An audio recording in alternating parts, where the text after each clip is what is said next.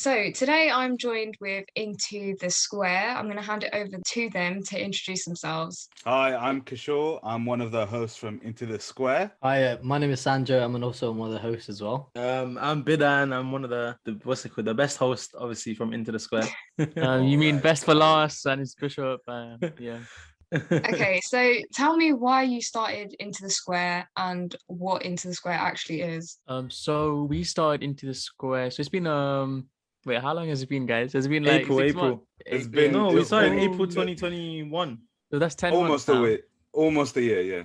Yeah, so it's been 10 months now, and we started it because we thought a podcast would be a good platform for us to have our voices heard. And there's not that many podcasts made by people in the Nepalese community. I'll say there's two others. So it was quite a niche in I guess like in Instagram and like social media as well. And we just talk about different topics and different things that concern us. And so our podcast in itself focuses on current affairs and social issues. So, for example, we spoke about euthanasia last time, and we've also spoken about religion. So we just talk about different things that might take people of our age by interest, and also things that happen as things happen. We also speak about them as well. I think the reason why we wanted to make it was because we're all like from like a similar background, but we came to realize that we all have different views on like important topics that we need to talk about, that felt like from the perspective of four males, obviously, and four Asian people, it felt like it would be like a fresh new like voice on like these current issues and like social, especially the social issues, because we talked about LGBT LGBTQ. LGBTQ, sorry. Yeah, we talked about that, and I think there's not a lot of people in the Asian community, South Asian especially, talking about these sort of things. And I thought, if we had a platform that can talk, like we can like let people know that it's okay, and like we can raise awareness and raise issues on that topic, then I feel like that's important. So yeah, that's another reason why we decided to make it, I guess.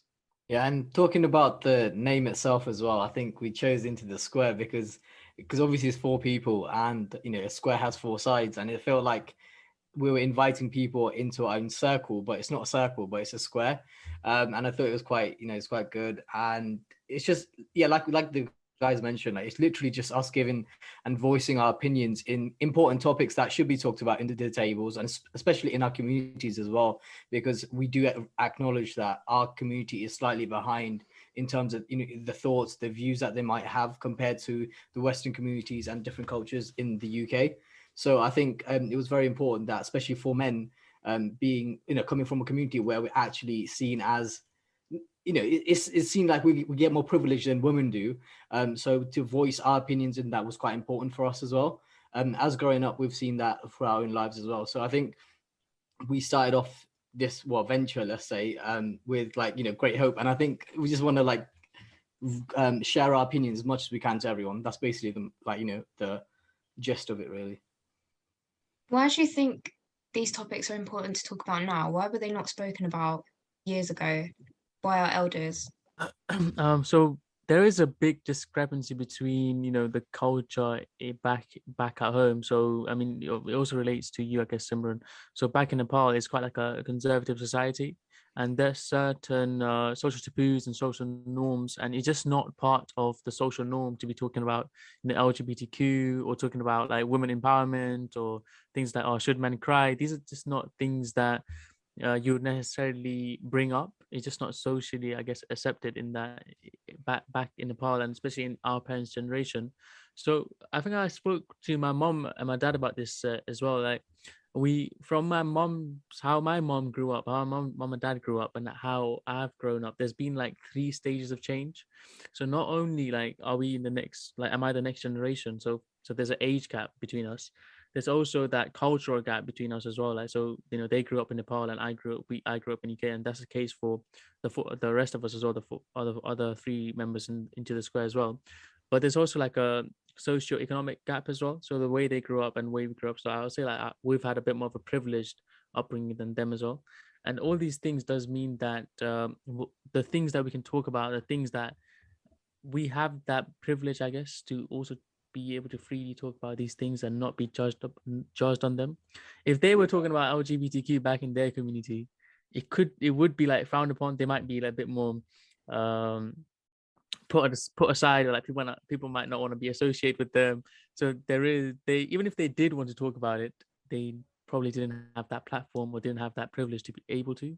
I think they were too busy caught up in like life as well, because like they didn't like have the thing. Do you know what I mean? Like they had to go to work. They were like working 12-hour, 13-hour shifts and working like morning, nights. It's like, when would they have the time to have these discussions? You know, like I think that plays a part as well. Yeah, I think I agree with what these guys are saying as well, because we're in a situation here now. Is like, because we're so young, I think we have like views, like idealistic views of how the world should be, and we still feel like, we can do something in the world, that we can change the people's views. Even like, it doesn't have to be in a grand scale, like just a few people that we can change their views of, and because we still have that kind of mentality, I think it's easier for us to like share our opinions and be hopeful in the future. Whereas obviously our parents and stuff now, like they think like, the world is as it is now, it's not going to change as much. And even if it's going to change, they may have like a negative skew on things. So I think us shining a light on it is like a positive thing.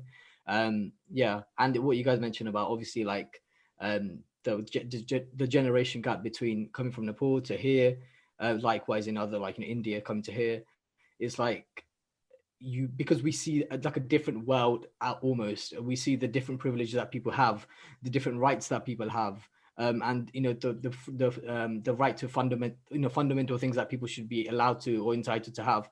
I think we want to voice that more and more here, and hopefully get that across to people back in Nepal as well, because I think that's the most important thing, because obviously it's already established here, but we want to make sure that other people, like we have our cousins and friends back in Nepal. I know they're hearing this as well, because obviously they listen to the podcast when they can, and they can learn even one or two things. That's quite of an achievement for us, I think. The thing is, they don't have the social media platforms to like obviously voice their opinions, and they probably have these like conversations in like little when they're at parties or something, but then obviously it's not like out into the real world. You know what I mean? Like, because obviously if you go to like, I don't know about like your, let's say your family, but then obviously say my family, once like drinks are flowing, like all politics and all these other topics, that they get heated in it. So it's like, I think they do, but then it's just they don't like talk about the topics that we do, because they don't see these topics as like an issue for themselves because of like their mentality and how they like grew up and stuff. But then even then, like they don't have the social media platforms, or like they're not as like aware in it. So I think it's more so the naivety or so of these like things. So they don't really talk about them much. I also wanted to add on, how you mentioned that, they had to work 12-hour shift. They had different priorities. So for example, before you even, like, let's say back in like, I don't know, like Nepal or like even parts of India, that like people have to worry about what they're going to eat tomorrow. That's like the main concern. So when they talk about issues, the political issue might be, how is the government going to feed the rest of the country? So that has to be kind of addressed first before you start addressing things like gay rights. Like if you're hungry tomorrow, like you're not going to even be thinking about that. You want your belly full before you start talking about those sort of things. So I guess that's another thing as well. It's like, is that why you just ate before you came on? I did as well, don't worry. So my next question to you lot, as we are going to be discussing the disconnect between this generation and their faith, is what is the difference between culture and faith?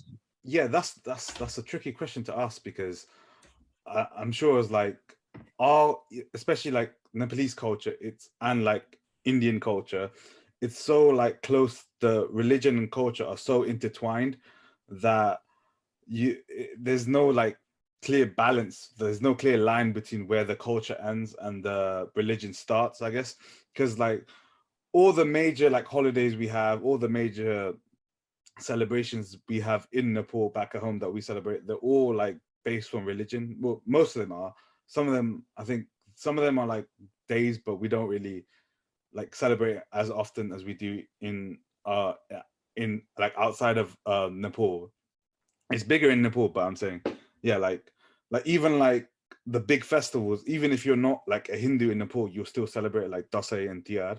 Like even if you're a Christian, you're a Buddhist, like you'll still celebrate it because it's a part of our culture. It's a part of our history, And yeah, I don't think it's very hard to draw that line between culture and religion. That's why I feel like we are like, especially the Nepalese people that came like immigrated from the generation that immigrated from Nepal to the UK. I think they're more closely related. They hold like Nepal more close to their hearts than like I think people that were born here.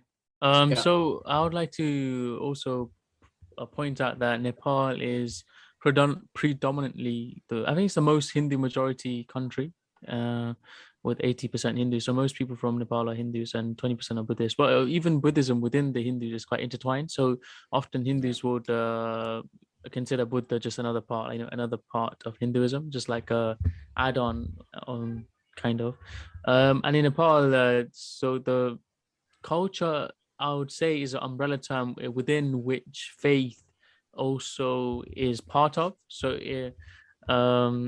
so for example, being like, yeah. So I'll say culture is like the umbrella, and then within that will be faith, and there'll be other things as well. Like for example, family values might be part of culture, and or even rituals that aren't necessarily like part of a religion or part of a faith could still be like part within that. Within your culture. For example, in Nepal, whenever baby is about to, whenever they are able to eat solid food, we have like a big sort of celebration, and like people kind of gather, and that's not necessarily part of the faith, but it's part of our culture for us to do that. So I'll say culture, there's different aspects to which makes up culture, and faith is just one of those aspects. I was actually going to say basically similar what Bishop said as well about how, yeah, religion and faith. I think it is part of culture, and just another examples of what culture could be would be like, music, food, how your community like interacts, like your social I don't know, social principles. Let's say, social, how we interact with each other, yeah, that kind of thing would be culture as well, I'd say. And yeah, faith and religion would be part of that. And coming from like Bishop mentioned, like how most of the people there are Hindu, coming from such a strong Hindu country, you could be wondering how are we not as religious, and how is that not influenced into our culture as much, or if we, how have we taken that out of our culture, and still maintained everything else, if you get what I mean? Which is quite interesting, because then you get into the debate of like, yeah, how is religion in the society now, like in our generation? Because it comes across like, just to me as well. And I'm like a guilty of this as well. I can't really say anything else, but how it has come, like, as we move from like Nepal to the UK, like we've brought along our food, we brought along our music, we brought along many things that we would do in Nepal, like our culture, we have brought that across. But the one of the main things I don't think we have done as well would be religion, and there has to be like a reason for that. And I think the next generation, or like even our generation, is like, if you are like passionate about these things, I think we have to try to find the reason that this hasn't happened, and find the reason why we aren't celebrating the religious part of our culture. So yeah, that's what I want to say. I was gonna say, like, Nepal is kind of weird in this thing where it's like, in Nepal, like, you might not be Hindu, but you'd still be celebrating these Hindu festivals, like something like Dasai and Dihar, which is like the Sera for like let's say Indian people, and like Diwali for like obviously for Indian Hindus, and it's like my friend, like, who's Nepalese, and obviously he, like, on all of his, like, let's say on all of his forms, he just writes he's Buddhist, and like his like religion like is Buddhism, but then his family would still celebrate these festivals. And like obviously we had a podcast on that we did about what Dasai was about, and obviously little plug, you guys can go and check it out and obviously find out what we're talking about here. But no, so what I was gonna say was, so yes, even though like Dasai is like meant to be like a festival where like a goddess, like a Hindu goddess, has killed killed someone, or like I think there's two different like explanations for it, and then it's like they don't really believe in that, but they still celebrate it. It's because it's so like part of the Nepalese culture now. So what I'm trying to say is, in Nepal, like, it's quite different than like, say, normal, like it's like Christmas, and like people in the UK, like, you can obviously not be Christian, but you still celebrate Christmas. So it's kind of similar in that sense, but it's even more like, so like they would even celebrate Diwali, and like they would celebrate like the one that the ceremony of like when the sister like puts the thing on the hand, and like, you know, like all these things. They don't really. Raksha The Raksha Yeah, Yeah, Bandhan but was, that's, you I'm gonna know, say it in English. okay, Huh? I'll actually say something about that in a bit. Just But yeah, so I'm saying, so they celebrate all these things, but they're not Hindu, and all these festivals are like Hindu. So, but because they're Nepalese, they do that, and obviously like beef as well, like in Nepal, like because it was a Hindu majority country, they wouldn't kill cows, and like the thing is, like I might say, oh, I'm not the what's it called? I'm not the best Hindu, let's say, out there, but then I still don't eat beef because it's just like I think part of the culture as well. So it's like it's a little like mix of both. If you're Nepalese, it's like you understand if you're Nepalese, innit? That's what I'm trying to say. So one thing about, I'll say one thing that kind of makes Hinduism hard as you move from one country to another, and the one thing that makes it hard to pass it on to the next generation is the fact that there isn't really a holy scripture that everyone follows, especially in Nepal. Yeah. I know there's like the Vedas and all that, but that's not necessarily like known. You know how like Islam is the Quran, and then Sikhism has a holy book as well, which you kind of follow, or like which you kind of read. But there is not necessarily like a book in Hinduism, especially, and because Hinduism is actually meant to be like A way of life, isn't it? yeah, it's meant to be more, it's quite, it varies from areas. So what Gujarati Hindus believe might not necessarily be what exactly what like Hindus in Nepal believe, or like Hindus in, let's say, Tamil Nadu. It would just be so complete. It would be like a completely different religion in different areas of like India, and then as you approach Nepal, it's just completely different. So with Hinduism, it's more like a collection of different like followings and different faiths, I'll say, rather than like one. Obviously, there are some similarities in all the different aspects, but Hinduism isn't really united in that sense, in like by a certain scripture or like certain ideology like that, unlike other religions. So that makes it quite difficult to pass it on to the next generation, I'll say. I think what makes it quite hard, because I think we talked about in our podcast as well, where because I think our parents were trying to prioritize like things differently. They were trying to like focus on us rather than like handing like giving religion to, like making us learn like religion and trying to get us to appreciate it. I think they were like more concerned with putting food on the table, like making sure we have like good futures and good education and all that sort of stuff. So I think that's where the religion aspect of our parents, like their essentially like job, their role in like that, like providing that sort of like education towards us, and like they were like just too busy to do like that, to like educate on that. And I think it goes back to like generational thing where like their parents before them, they probably like taught them how to do it, but they weren't giving reasonings on like why this is this and why this is that. And when our parents asked their parents, they probably were just like, oh no, you have to do it, it's just a part of our thing, it's just a part of our culture. And then when because obviously we come from a different religion, we're coming from a different background, when we ask the same questions that our parents asked our grandparents, then it's met with like, and we get the same response, then I think we don't have that mindset of, I'm just going to do whatever my parents tell me. It's not like, yeah, I'm just going to do whatever my parents tell me. And we would want to question it further and further. I think that's the difference. That's why we as like this generation, like me, you, like all of us, that's why we're not that religious in terms of like previous generations. I think that's why. And just to clear up for our listeners, you were all born in Nepal, right? Yeah. And you all moved here at a very young age. I think we were similar ages. I was 7, but then was like 10, and I Gisha was like 5. 4, Sanju, yeah. 4 or 5, yeah. Oh, 7 as So well. do you feel like when you was back home, you were more practicing in comparison to when you came here? It was just that there were more opportunities to get stuck in, and just like it just made more sense. For example, there are certain rituals or like certain customs in Hinduism that is very, very hard to follow here. So for example, like not eating salt, or like, when you go out, like there's a culture of eating out in the UK, what that doesn't necessarily exist in Nepal. You can't just eat homemade meals, so you can kind of do that, you can get away with that. But the fact that you have to like, it's really hard to find food without salt, but like or let's say someone passes away, you have to go to like a gathering and it lasts like 13 days. If a close member passes away, like you won't be able to get that those days off from your work. Well, in Nepal, there'll be more understanding. So let's say like your great uncle or something passed away, you can kind of get a day off work or something, go visit, follow those customs, follow those rituals. So it's just easier to do.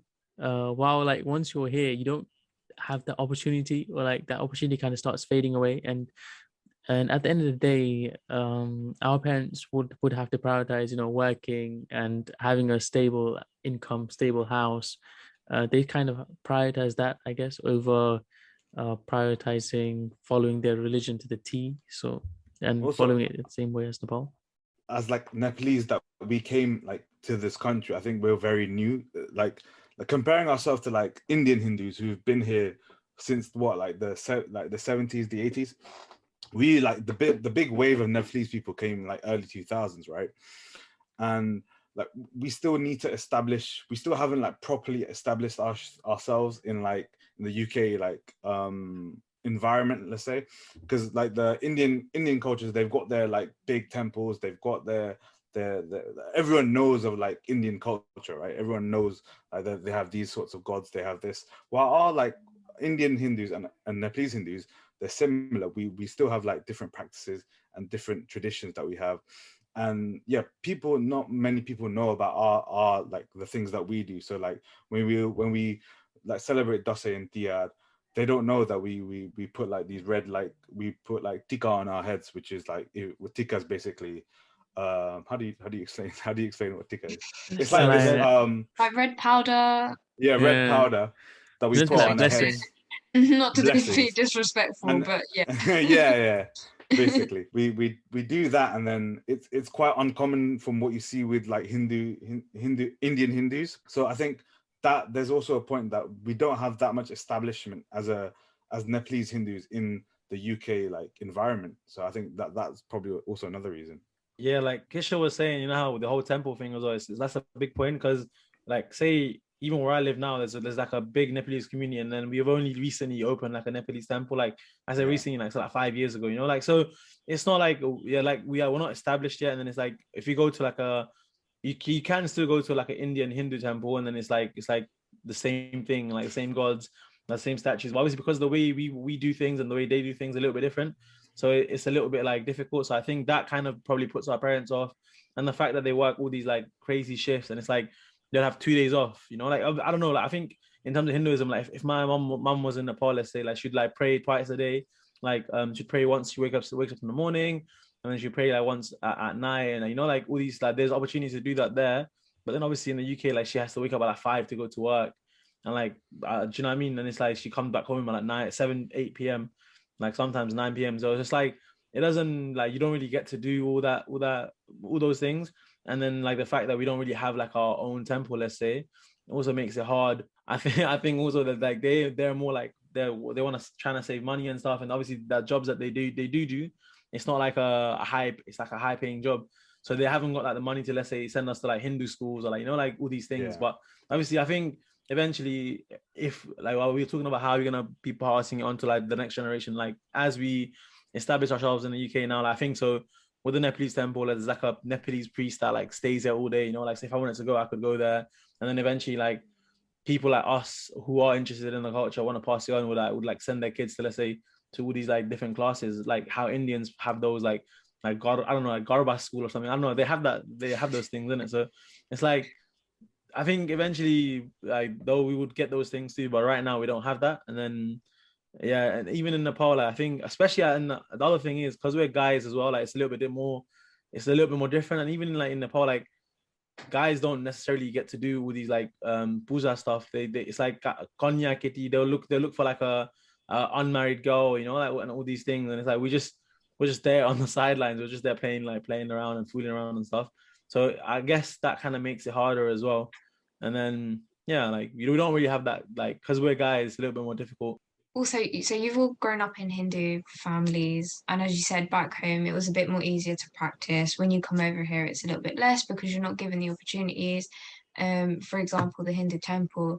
I wanted to ask, just out of curiosity, what is the difference between you going to a Hindu temple that is Indian and a Hindu temple that is Nepali? Like, what are the actual differences? Or like, So- even probably I the prayer like tunes, like they would be singing it in Hindi, and we want to be singing it in Nepalese, you know, like. Okay, fair enough. So it's, No, you but know, like there's language barriers, actually yeah. there's actually big differences. So for, No, well, I'll give yeah. you one. I'll give you a good example. Yeah. So so when I went to Nizam Mandir, yeah. So Nizam Mandir is like one of the biggest mandir, like Hindu mandir, and it's like a Gujarati mandir, and you know it's a really beautiful, really nice. So when I went there, that mandir is kind of dedicated to Swami Narayan, and Swami Yeah. Narayan is like he's not really a god, but he's more He's like like a prophet. prophet, prophet. like yeah, like someone who's seen as like a religious leader. And you know, that temple is kind of like called Swaminarayan temple. And but then like that's don't like a have. Gujarati sort of religious leader, and it just seems awkward when you're like a Nepali and you just don't never heard of this guy, and like, you know, you just don't know about this person. And it's like being a Catholic Christian and going to like a Mormon church. Like it's just weird. Like, it Yeah. just feels weird. So I'd say that's kind of, yeah, that's how I can kind of describe it. Like a Catholic person who just never go to like a Mormon church, you know. So it's kind of like that. No, yeah, that's Yeah. fair.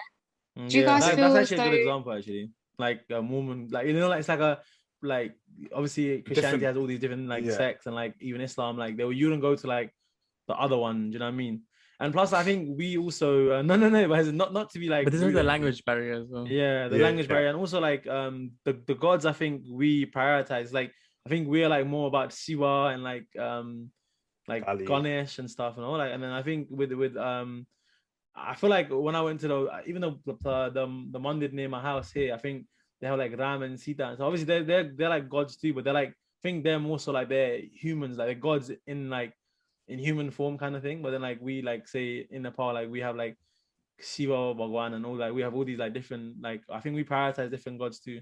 do you feel like if there were more Nepali temples, Hindu temples, and Nepali based mandirs, you guys would feel stronger in your faith? Would it make a difference to you guys It'll personally? make I it think- more accessible.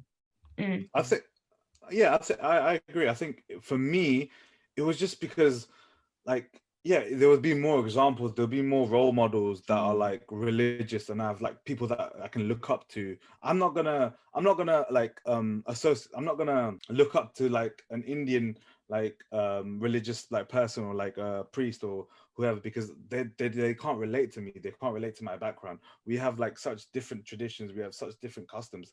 They're not gonna understand like what it's like. If I go to them for help for like anything, they won't be able to relate. And I think that's the biggest factor for like getting like kids, especially kids, into like religion and like getting them involved in it. It's like that relatability.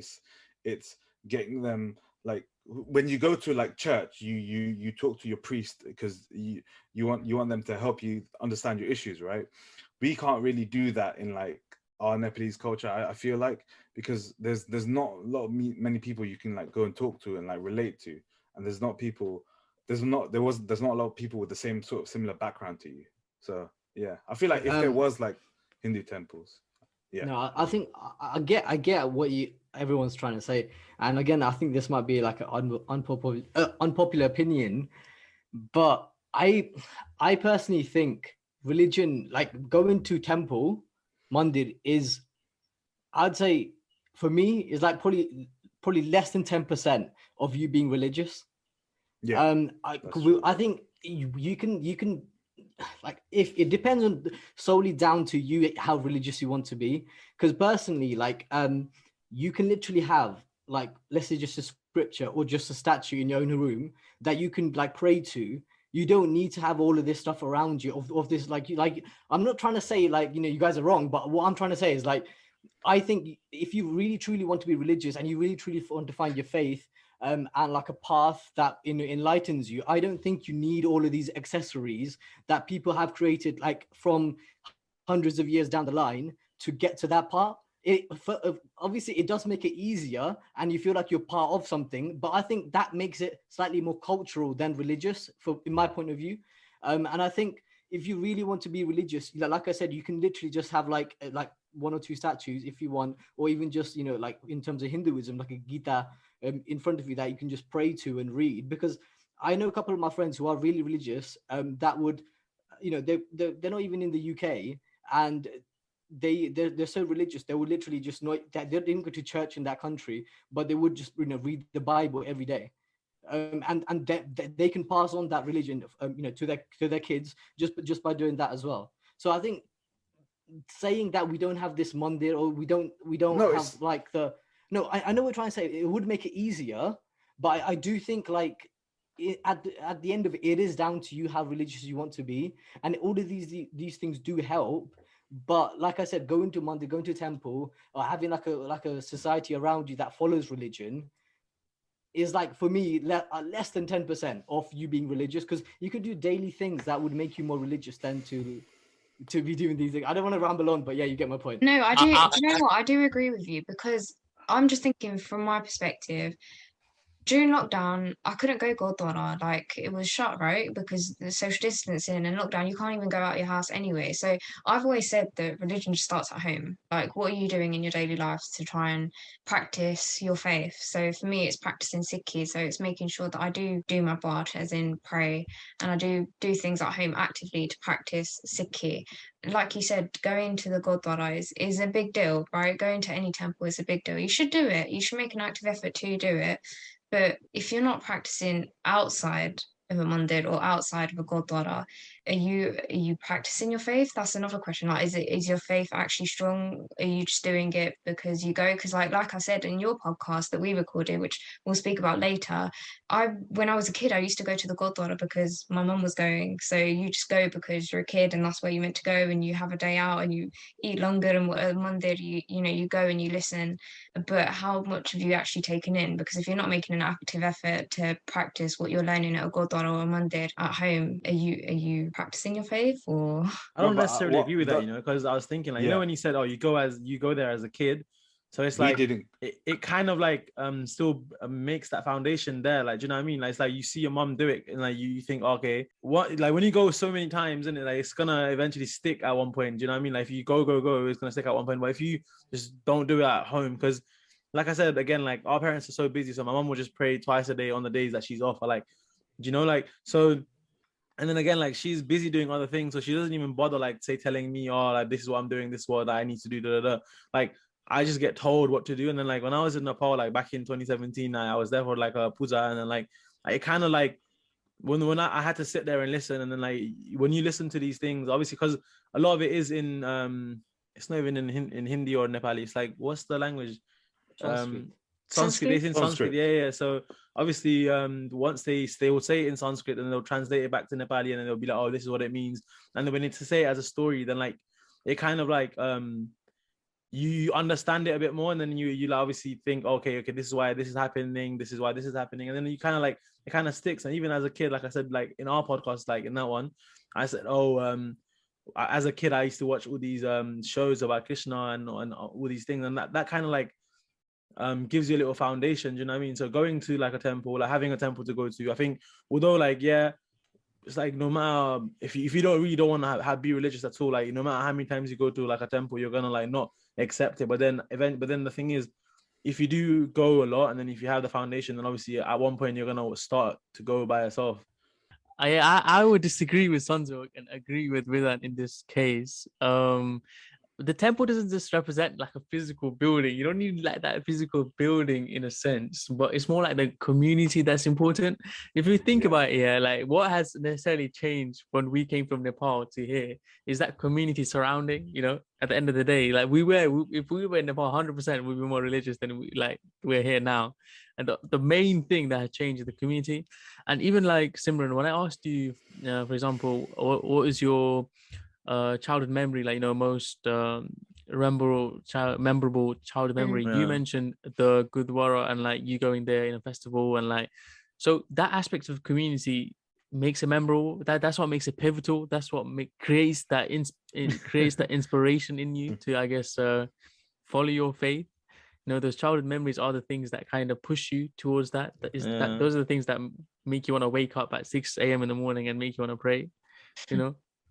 adding on to that as well, you know how like as kids, I think my memory, like say, I don't know if bishops were like I was there or like, but I just remember like in our village, like there used to be like a mandate, and then for Dasai, like so we obviously it's quite brutal, but then we used to cut like a goat, and then I remember like just going because everyone used to go to this mandate and like watch the goat being cut, like being sacrificed. Like, it's kind of like gory, you know, when you think about it. But I'm saying like that was just what it was a popping place. Like you'd want to go because everyone in your community was going. Like every young person was going. Like all the old people were going there, like just for this. Like, and then you pray at the start, and then obviously eventually you get to the cutting of the goat. And obviously as kids, you probably are there for the like let's say because everyone's there, but that still sticks with you. Do you know what I mean? Like it's still a memory that I still have. And then like.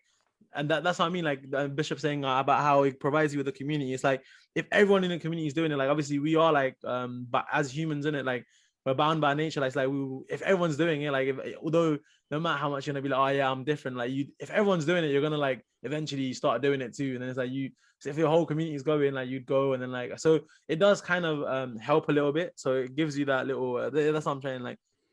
Yeah, I think I was just gonna say like. As like even so you were saying what was the difference between Nepalese Hindus and Indian Hindus. One major thing is we don't have like a big like we don't go to the temple that often. Like we don't go like every like we don't make it like a habit. Like even in Nepal, I don't think like, we don't like we'd only go for like religious events, right? We wouldn't go just like every week, every like no one goes just like that. So I think but even when we do have we have like religious like stuff going on like a lot though. We have like there's like small little things we go for, and we go to a mandir or temple to do puja, and then because we don't have that here, I feel like we're not seeing like even especially when we're kids, we're not in that environment as much because we're doing it at home. Like our parents, they don't know all the rituals, they don't know all we don't have all the stuff all the preparations that we do when we would be in Nepal, right? Like just recently now, like my dad's like been able to get like an actual Nepalese priest to our homes to do like death anniversary stuff. When we have like deaths in our families and it's the anniversary, we would usually go to the temple and like do like rituals and do these pujas. But now because a priest is like accessible, and the priest he comes in our house and he does all this stuff, like I don't understand it personally, me, like I don't get what's going on because there was that like gap in between my life where there wasn't much of this going on. And I feel like if that was in my life growing up, if I was around that sort of environment more, I feel like I would have wanted to as a kid like been like, oh, what is this about? Maybe I could have done my own research. I'm not saying I can't do it now, like that's on me to do my own research, and like if I am curious then I should do that. But I feel like when I was a kid, I feel like that would have helped in a way. So I don't think, it's like 10%. You're right, Sandra, when you say it should be up to you, but I don't think you're right when you say it's 10%. I think it was I think we're not trying to attack Sandra. No, I'm not trying to attack it. I think it's just because I have a different opinion to you guys, so obviously there's going to be some debate. Can I just say something? I think all of this comes down to the way like religion is so personal, and it's the way you define religion within yourself. Because you can say religion in terms of as a society we should be this religious, and as a society we should move forward in terms of religion, but you can also look at it in terms of there is some failures of society, and it's not even failures, it's just the society hasn't caught up to what you want it to be as like we said, the Nepalese culture, Nepalese religion hasn't caught up how you want it to be as in the UK. We get that, but and that obviously it helps a lot, and it affects a lot of people being religious, but I still stand by the statement that if you are truly religious, you will find a way to be religious, or you will find a way to practice your religion. You will find a way to get that warmth, get that that feeling of what religion may create within you, rather than try to like seek it from elsewhere. I don't know how to explain it properly. From all of your answers, I'm kind of getting the gist that we are now talking about how it is no longer just the temple and going to the temple, going to this religious place, whether it's a gurdwara, church, a mandir, wherever it is. It's no longer just that. It's the people inside. It's your community. It's your sangat, which is what we called it. So could we then argue that if we're not surrounded by the right people to begin with, that could be the base of why there's a disconnect between this generation and their faith? Because you can go to a gurdwara, you can go to a mandir, you can go to a church, but what I'm getting at is that if the people there are not right and you're not learning from these people, going to a religious place is almost pointless, especially if you're not willing to accept and learn about the religious place. For example, a lot of our gurdwara are built by our guru sahibs, especially the ones back home in Punjab and in Pakistan, Punjab as well. And you can go to those gurdwara, you could try and learn as much as you can, but if you don't have the people there that are going to try and teach you about what this gurdwara is and why it stands here, and why our guru sahib had created this gurdwara, why it's still here and standing, you're not going to learn anything at a gurdwara per se, or a mandir, for example. Yeah, that's what I made the point earlier about relatability, and I feel like that's really important, as especially when you're growing up and trying to like look at religion and like understand it a bit better.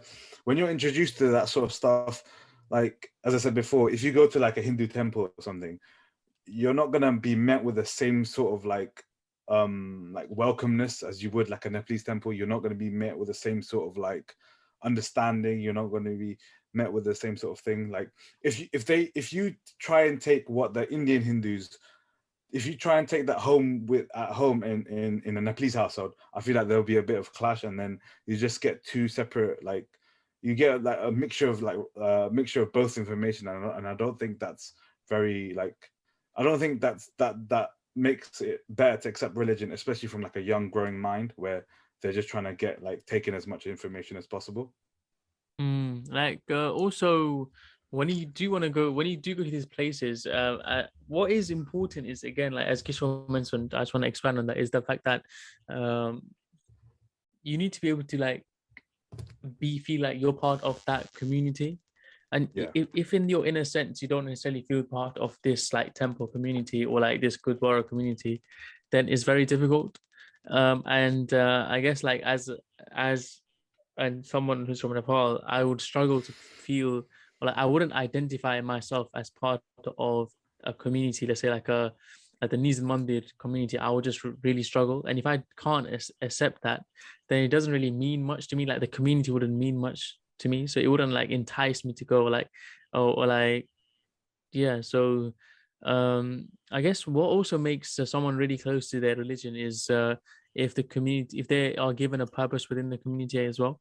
So let's say like all your friends go to this temple like every Sunday or like every Friday, just makes it more likely that you're going to go as well. So when you have that community around you and that's like quite supportive in you following the religion, then you're more likely to do it as well. So we've spoken about how the people around us can impact this disconnect and how temples can impact this disconnect. Is there anything that you guys feel, being in the UK now, is also problematic when trying to practice your religion? The most obvious ones that I can point out is alcohol. That being, the first thing that I could think of. Obviously, when it comes to trying to practice a religion, drinking is not exactly something that is accepted, whether that be in the Hindu faith or the Sikh faith. So do we feel like things like that, which when you say it out loud seems tiny, do you feel like those sort of things also impact someone's religious beliefs? I feel like it's because, like, don't get me wrong, like the alcohol and that sort of stuff, but that sort of stuff exists in Nepal as well, and I feel like that was already there. People that are like, they say that they're religious will still do these things. They'll still drink. They'll still smoke. They'll still do they'll still sin basically, and I feel like because there's that, I feel like our parents would still, like, they weren't, or my parents, when we came into the country, they weren't that deeply religious where they would still drink and smoke, and they would eat meat. You're not supposed to eat meat. You're supposed to be a vegetarian. They still, I think it's I don't think that sort of thing is stopping like religion happening, because you can still be like, you can still call yourself a Hindu, you can still like be like have faith in you, but while still like doing all these bad things, like doing like what, sinning basically. You can still appreciate the fact that, oh, you can still call yourself a practicing Hindu or like a Christian or whatever. But I feel like it's trying to assimilate two cultures together. I feel like we come from the Nepalese like religious background, the Nepalese culture, and when we move to the British UK culture and we start like showing our culture off, like the British people are just going to find that odd. They're not going to like it that much, and we've experienced a lot of stuff like that, and I'm sure you have, Simran, as well, where we've seen like how hard it is to like assimilate the two cultures, and we like we ourselves constantly keep having identity crisis, because we don't know who we are in a sense. Are we Nepalese? Are we British? Are we like a mix of both? So I feel like that's the main reason for me, anyways. I was gonna say, yeah, you know, like I think Hinduism is such a hard culture to like embrace, let's say, outside of like a Hindu country, because there's so many like it's like we'd have something like Saraswati Puja, which is like a day where you just like pray to one goddess, and there's like so many gods in Hinduism, and like all of these like gods have their own days. Do you know what I mean? And then it's like, if you're gonna be a full-on, let's say, a practicing like Hindu, you know, you're gonna have to do all these like pujas like, you know, like for all these gods. But the thing is, like, it's just not feasible to do that, because there's like so many gods and so many days like in Hinduism. Like, so you wouldn't be able to like get a day off, you wouldn't be able to like say your family wouldn't be able to celebrate it properly. It would just be like a hush. Even like, I think up until recently, like my family, it wasn't even like on Dase and stuff. They would still work in the morning and come back in the evening, and then we would like do everything else. But in Nepal, it's meant to be at a certain time. You're meant to put the tika on at the right time. Do you know what I mean? And then like we would never like we would always go to school on these days as well, like on the days of our festivals. I would never. It was like a thing where it's like we're kind of here and we're trying to like bring that, and that's like kind of a part of our life, but we're like prioritizing everything else that we like in terms of like my mom and dad going to work, me going to school, like, you know, like, so I think that's what I'm saying, like our families, because we did move to this country, and it's like we came in for a better life, so they're busy working, they're trying to get us to get educated, so it's like that it wouldn't work like that. And then it's like, there's so many days that even if you wanted to, you won't be able to celebrate all of these things, and it's like you won't be able to do all these, like, so that's like one of the biggest hindrances. So it's like, and then the employers here, no matter how understanding they're going to be, they're not going to give you like say 80 days off, you know, like bank holidays, or 80 days for like to celebrate these like things. So that's what makes it hard. Like in terms of like alcohol and stuff, like, yeah, that's true. Like but the thing is, it's in Nepal too. Like it doesn't mean anything. And then like plus Muslims that live in the UK that are like they say practicing Muslims, and they don't drink, even if they're surrounded by alcohol, you know, like say like, so it's not really like a like that. It's like just the fact there's so many different days, and it's such a hard religion to like embrace, because you have to, if you're going to embrace one thing and have to do all of these things, then it's like, you know, it's quite difficult as a Hindu. Do you feel like at one point it would have been created with all of this in mind, though? Because bear in mind, obviously, Hinduism originated in South Asia, but do you not think the Lord or God or the higher being would have had in mind that actually the faith is going to end up moving across the globe, and one day everything's going to change, and eventually certain countries are not going to have Hinduism as their base faith. For example, Christianity is heavily practiced here, and so is Islam. So to appoint them to, and I still think Islam could be understood a lot more in the UK than it is already, but those two religious faiths are practiced heavily here, so there's a lot more understanding towards them. Whereas like maybe in a couple of years' time, Hinduism and Sikhi will also be practiced a lot more here, so it will be understood as well. But do you not think the Lord had in mind that one day it's going to be practiced in the UK, and there's going to be, you know, a moment where people can't take days off? So do you feel like there's still the ability for them to for people to practice Hinduism despite not being able to take these days off?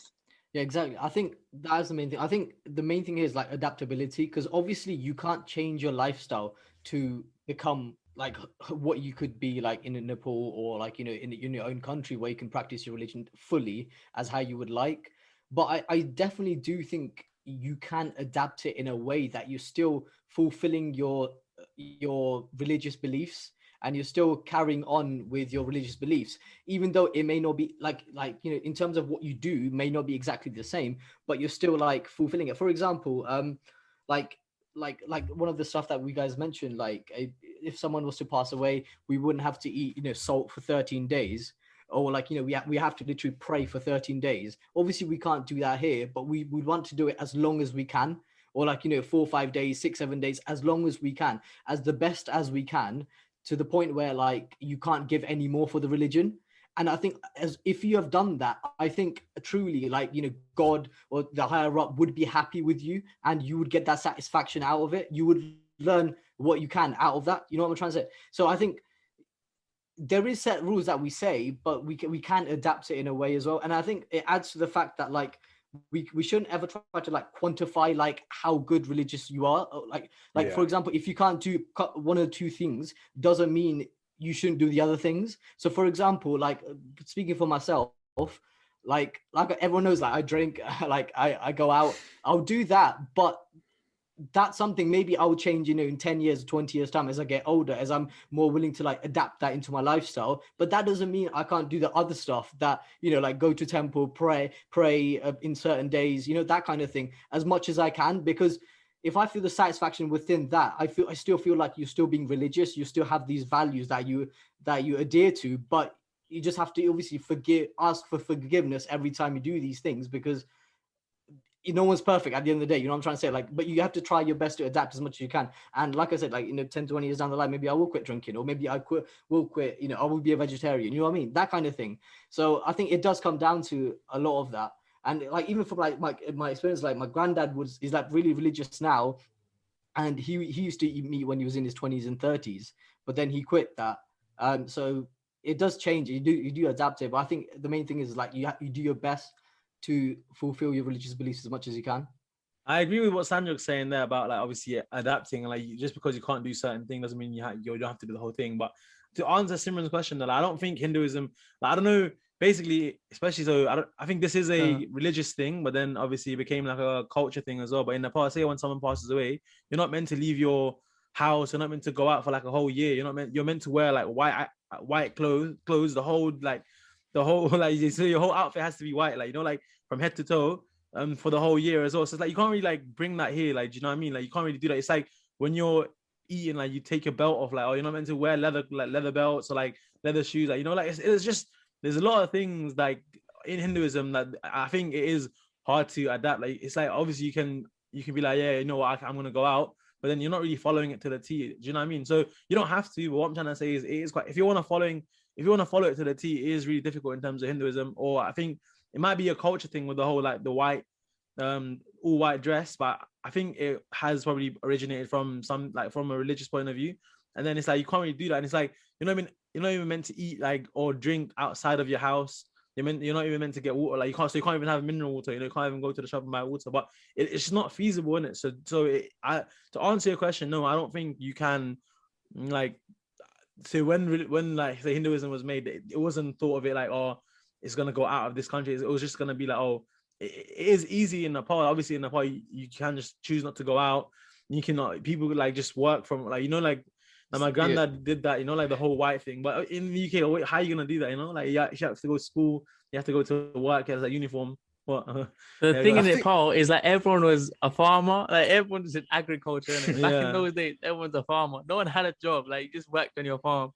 So yeah, you could wear white and go to your farm and work. Like, boy, when there's a certain dress code, like, let's say you work as a, I don't know, let's like for example, I'll be working as a doctor from next day, so I can't just roll up in my white like traditional clothes. So you know, it's just a bit like it's pretty much really hard to. But then again, as something said, it's about adaptability as well.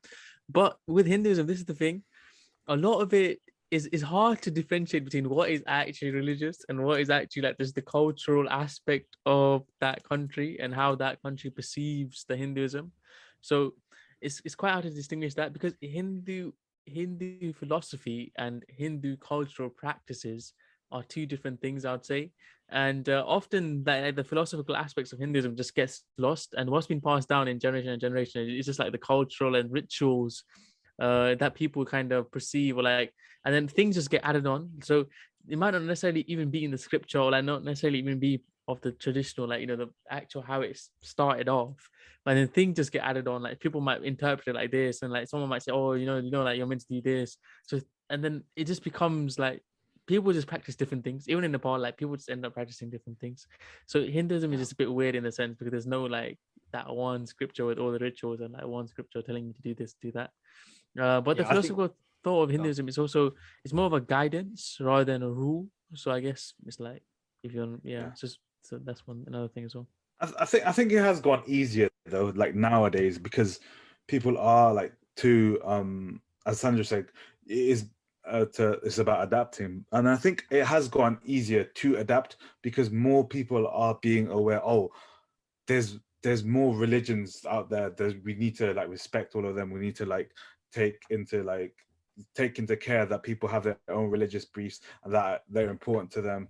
And I think people have gotten like, especially like people in the UK, they've gotten more like aware of like different types of religions, and I think people have gotten more accepting of the fact that, oh, this person's it's a religious day for them, let's give them a day off. Or because there's like even like bereavement days. Yeah, it's only like what 10 20 like 10 5 days, but as Sandro said, you have to make the best of what you've got.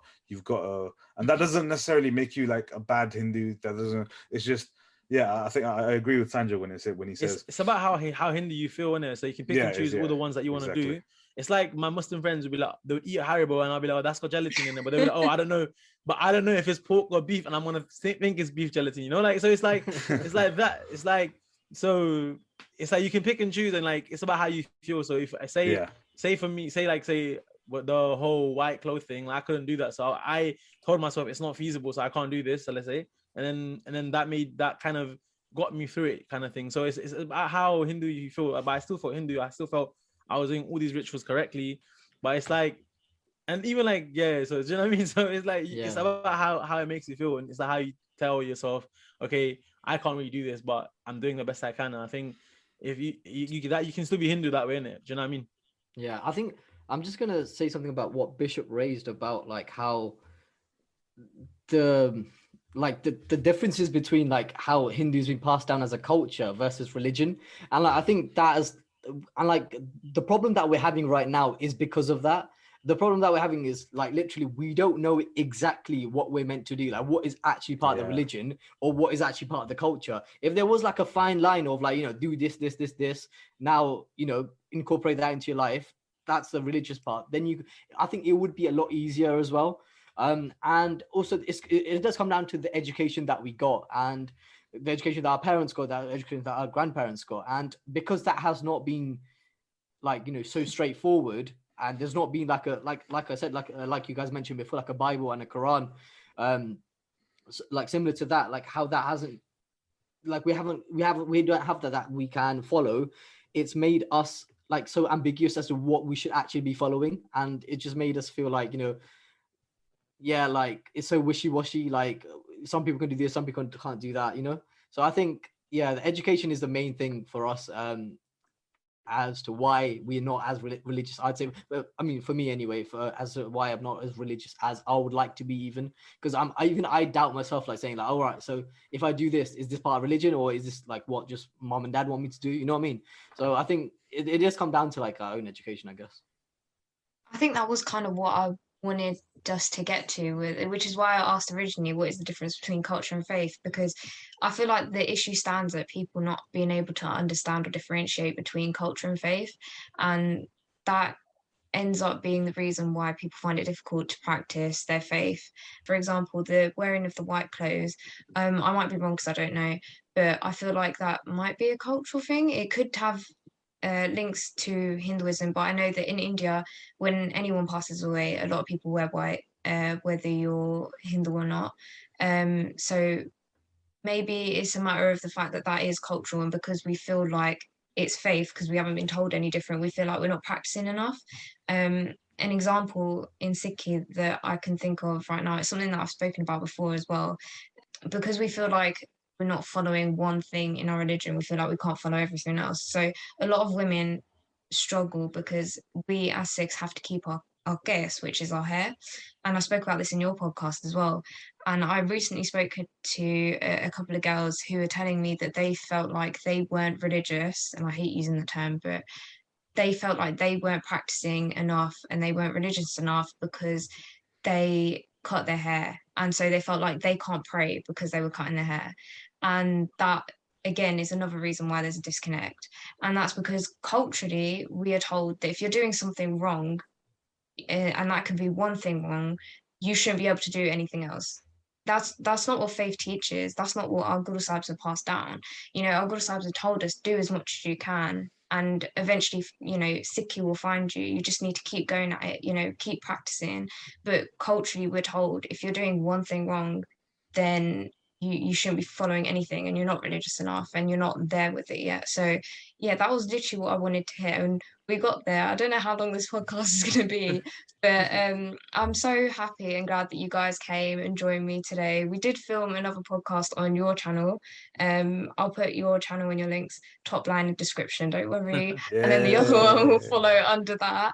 But I want to end with one last question, and that is, what do you think we can do actively to solve the disconnect and stop there being a disconnect between this generation and their faith? So I was kind of thinking like, well, how would I like, what would kind of encourage me to kind of have a stronger faith in Hinduism? I guess like if someone I could relate to, let's say if they had a YouTube channel or something like an information sort of video, just explaining what is fully like the what is like, help me separate out, okay, so this is the cultural aspect of Hinduism, and especially if it's like a Nepalese person that would, I guess, who kind of understands like the perspective I'm in as well, and kind of is able to help me separate out, okay, this is the cultural aspect and this is more of the religious aspect. So basically kind of what you're doing, Simran, for Sikhism, I guess, where you're having that discussion about faith and you're talking to people about, just because you're not following one thing doesn't mean you don't have to follow the other aspects of religion, or this could be like a cultural thing and this could be like a faith thing. So just someone who is Nepalese who's able to clarify that for me, I guess, would really encourage me to look more into my faith as well. Having these discussions as well, like, it's like we never really speak about religion as much, like say even when we're like hanging out, us four, let's say, but then say having these conversations and having these topics as well, like our podcast, let's say, then people can come and listen to it and see how we practice it, or like how it, like every, as in we're always, at the end of the day, like no matter what I say, like I have a lot of my characteristics are like based on like my religion, and so like I might not be practicing it fully, but then it's like I have been shaped by it a little bit. So it's like, so I think accepting that, and then obviously having these conversations, and then I think especially in the future generation, I think definitely like a thing where it's like not just passing on the religion but passing on the culture as well, because I feel like a lot of the kids from like Nepal or like that have been born here, they can't really speak Nepalese. Like I myself can't really read. I can read Nepalese, but it takes me like an hour to read like a little paragraph, like, so it's like maybe sending like the future generation to like Nepali school, or Hindu school, like Hindu Nepali school, like I think that would help definitely. And then because like the way Muslims would have like Islam like school on like Sundays or Saturdays, like I think that definitely, and we probably will get there eventually, because I think it is a problem in fact in terms of like Nepalese culture, like it might die out if we don't take steps in it, so we might have to do that in the future. So I think that like sending them to school, because when you're like a baby, that's like, or when you're like young, that's where you can set the foundation, and like that's what makes you who you are. Like the same way us four are like quite proud to be Nepalese, and we are like quite close to our culture, because most of us kind of like our like base, like foundation is we grew up in Nepal, like, and then even here, like I came to like a area dominated with Nepalese people, and so did like these guys, they're saying, and it kind of like kept us in that circle. But then obviously if we don't do that for our own children in the future, it's gonna probably die out. So yeah, I agree with Bidan, where at the end of the day it comes to education, it comes to awareness. Like I say this for like most problems, and like even like questions that we ask ourselves in the podcast are, what can we do about this? What can what's the solution here? And I always say it's education. It's bringing more awareness about religion and about like making, like, for me personally, if I have a question about religion, I want someone to give me like a clear, concise answer that I'm like, it's like it's manageable for me and I can understand it. I'm not saying there has to be like, that's just saying I feel like that's how we could like sort of like solve this issue of like fading especially in the Nepalese community, fading religion, is by education, by getting more people aware of what the difference between the Nepalese culture and the Nepalese religion, and why we do all these rituals. Why do we do this? Why do we do that? What's the reasoning behind it? What's the story behind it? Like, it's doing that. And I feel like because we weren't taught a lot of that as a child, because in like RE we had Hinduism, but we only had like some like a few 2-3 proverbs that we had to learn, and that was it. It was mostly Christianity and Islam, and it was mostly Christianity, not even that much of Islam. But yeah, I think if you had like the foundation of Hinduism, it doesn't even have to be like Nepalese Hinduism, even like a more like just general Hinduism, I feel like it could have improved it. And I feel like, yeah, if that keeps happening and we if that keeps happening, and the cycle will slowly, I think, will continue again, where we pass it down from generation to generation. Yeah, I think there's not much more that I can really add to what you guys have said, but it's literally just understanding the fundamentals of the religion that you believe. And I think once you like understand literally what the religion means, you're able to educate others, and you're able to educate your family, you're able to educate your sons and daughters, and that's the main way that we can pass it down. Because I think somewhere along the lines it has been lost, the actual true meaning of religion, especially within the Nepalese community, I believe.